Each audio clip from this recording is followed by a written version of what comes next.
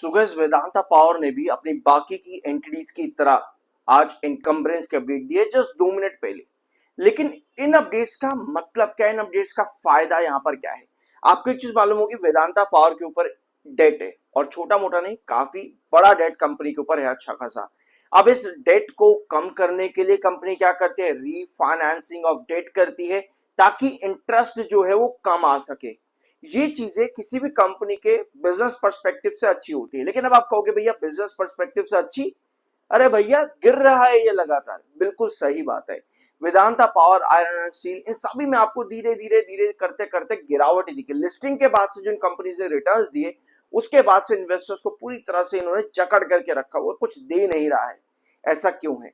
हमेशा ध्यान रखना, कोई भी कंपनी जब मार्केट में नई लिस्टिंग होती है, सबसे ज्यादा जरूरी होता है पहले वो कंपनी अपने रिजल्ट्स अनाउंस करे, ताकि एक्चुअली में कंपनी जो बिजनेस प्लान्स के बारे में बता रही, फॉर एग्जांपल वेदांता पावर बताते हैं कि हम कैपेसिटी बढ़ाएंगे, हम नए लॉन्चिंग करेंगे, फॉर एग्जांपल न्यूक्लियर पावर में हम लॉन्चिंग करेंगे, ये सब चीजें कंपनी के फ्यूचर के बारे में बताती है। लेकिन प्रेजेंट में क्या है, वो कंपनी के क्वार्टरली रिजल्ट्स ही बताते हैं। तो कहीं ना कहीं वो चीजों का इंतजार इन्वेस्टर करें, जिसकी वजह से आपको इन्वेस्टमेंट से ज्यादा प्रॉफिट बुकिंग देखने को फिलहाल के लिए मिल रही है लगातार।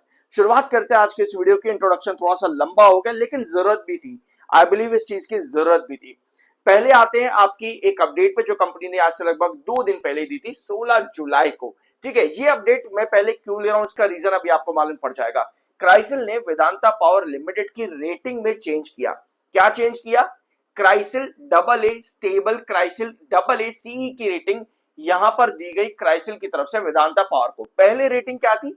सेम रेटिंग थी, रेटिंग रीअफर्म करी गई है, लॉन्ग टर्म रेटिंग है।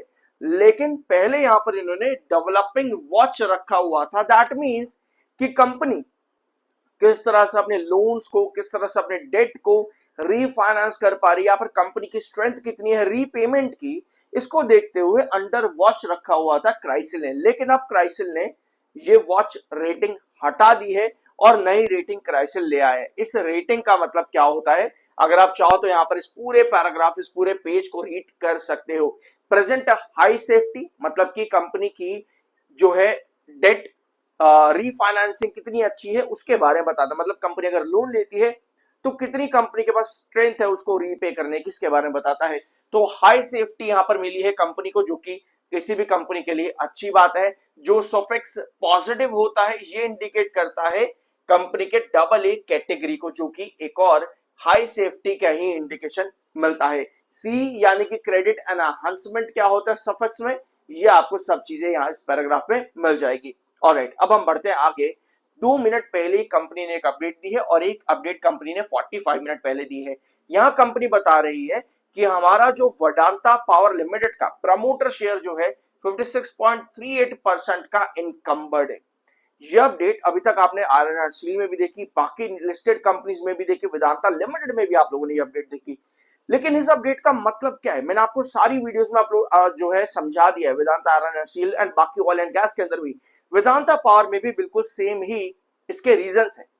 वेदांता लिमिटेड और पूरे वेदांता ग्रुप में आपको कॉमन प्रमोटर देखने को मिलते हैं via glass agency from Hong Kong. आपको यहाँ पर जो वेदांता रिसोर्सेज का टेक ओवर रेगुलेशन है under SEBI rules and regulation chapter 5, उसके अंडर कुछ प्रमोटर के नाम देखने को मिलते हैं, जैसे twin star holdings, welter trading limited, VHML that is Vedanta holding Mauritius, और ये सारे नाम बाकी आप यहाँ पर रीड कर ही सकते हो। इनका एक एग्रीमेंट होता है कि हमें अपनी हर एंटिटी में एक मेजॉरिटी स्टेक रखना है। क्यों?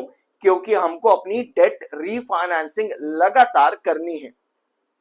जैसे बॉन्ड बैकिंग, ट्रस्टी रोल जो कि ग्लास एजेंसी के जरिए आता है, रेगुलेटरी कॉम्प्लायंस में हमको जो है मेजॉरिटी स्टेक, ताकि हम कंट्रोल बनाए रखें वाया इनकम्बरेंस, ये कंपनी को करना है। सब्सिडीज अफेक्टेड जो है वो सभी आपको देखने को मिलती है, जिसमें वेदांता पावर के पास 56.38% का इनकम्बरेंस आता है वाया इट्स प्रमोटर, जो कि इसको होल्ड करते हैं, ट्विन स्टार, वेल्टर ट्रेडिंग और Mauritius Vedanta holdings. I hope ये पॉइंट आपको यहाँ पर क्लियर होगा कि क्या पर्पस है, क्या रीजन है और डेट रीफाइनेंसिंग क्या होती है। ये चीजें मैंने आप लोगों के साथ, डेट रीफाइनेंसिंग वाली जो अपडेट है वो मैंने आपके साथ पिछले वीडियो में भी डिस्कस करी थी। यहाँ पर इस पैराग्राफ को आप रीड कर सकते हो, ये भी आपको समझ में आ गया।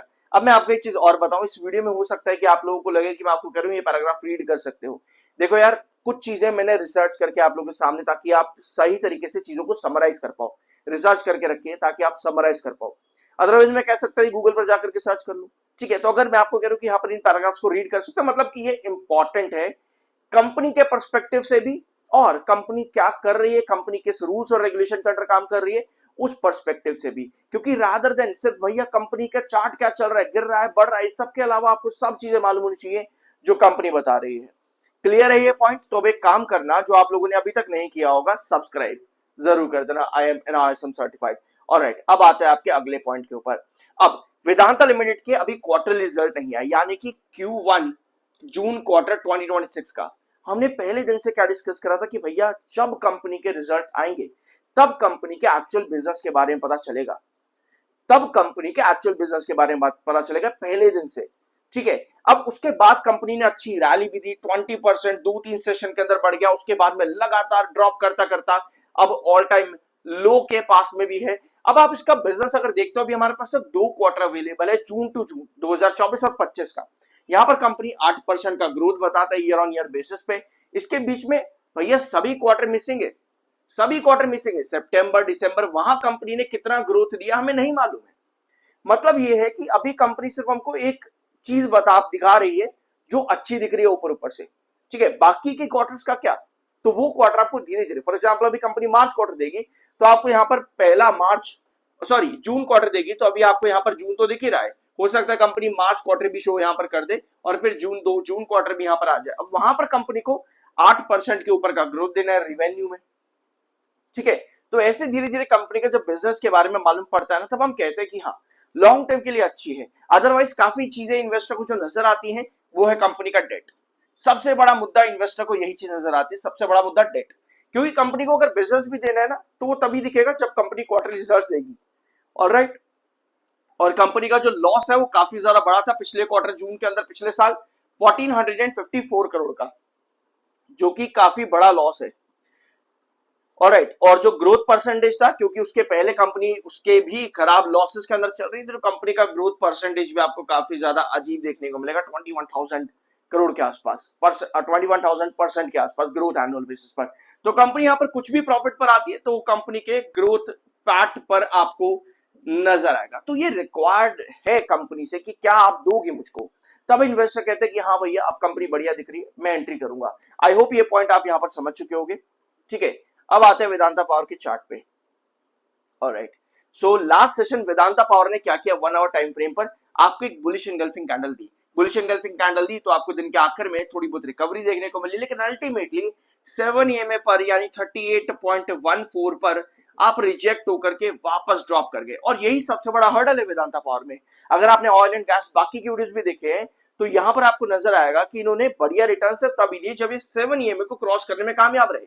लेकिन जब से 7 EMA के नीचे रिजेक्शन बना है तब से आपको बार बार सेलिंग ही देखने को मिली है हर 7 EMA से। इसका मतलब ये है कि भैया हमको ब्रेकआउट के लिए ना एटलीस्ट 41.50 क्रॉस करना ही पड़ेगा, तभी हमको कोई बड़ा ब्रेकआउट मिलेगा।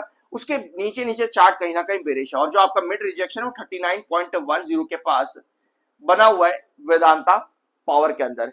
1 आवर टाइम फ्रेम पर आपको बहुत अच्छी खासी रिकवरी दिखी लास्ट सेशन के अंदर, बट वहां भी 7 EMA पर जा करके सर रिजेक्शन ही फेस किया है। तो अल्टीमेटली अगर हम 1 आवर टाइम फ्रेम पर देख रहे हैं तो हमें 39.10 यही प्राइस जो आपका mid rejection daily time frame पर है, यही प्राइस हमको 1 आवर टाइम फ्रेम पर भी क्रॉस करना जरूरी है किसी भी ब्रेकआउट के लिए। सो इस वीडियो को यहीं एंड करते हैं। कुछ नया जानने को मिला हो सब्सक्राइब करते जाना। मिलता अगले वीडियो में।